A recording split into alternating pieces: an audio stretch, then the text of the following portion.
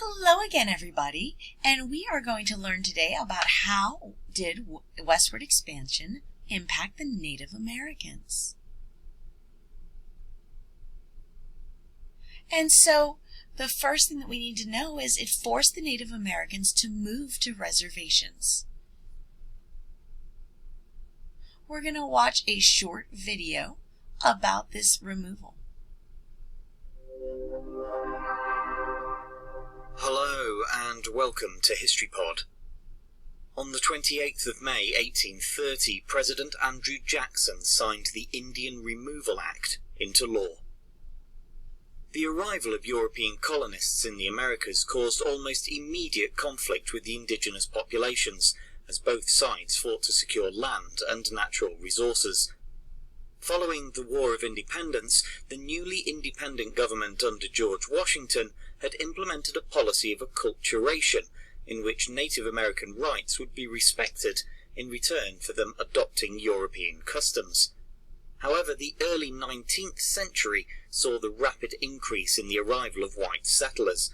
Many of these sought the fertile lands of the southeastern United States, but these were the ancestral home of a number of indigenous tribes, and so they pressured the federal government to help. In 1814, while serving as a general in the United States Army, Andrew Jackson secured more than 20 million acres of land in present-day Georgia and Alabama from the Creek Confederacy. On becoming president in 1829, he began to advocate for the relocation of Indian populations to land west of the Mississippi River.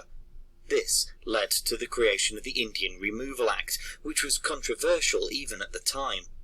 After passing the House on the 26th of May by a narrow margin of 101 votes to 97, Jackson signed it into law 2 days later.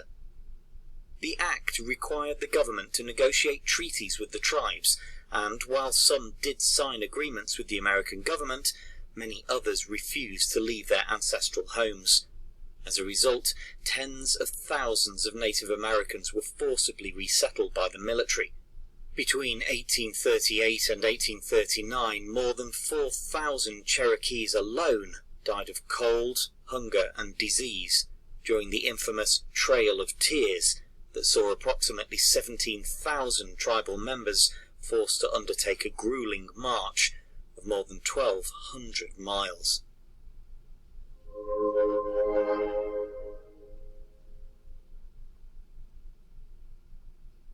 All right, friends, let's recap. The Native Americans were forced to live on reservations. The United States government broke their treaties and took more land than they promised. The United States government killed buffalo herds so the Native Americans would not have enough food to hunt and would have to move to the reservations. The U.S. government wanted the Native American tribes to give up their identities.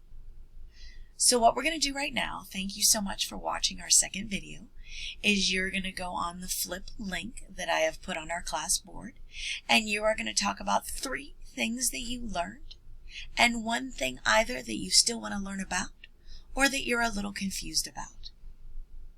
Thank you so much for watching, everybody.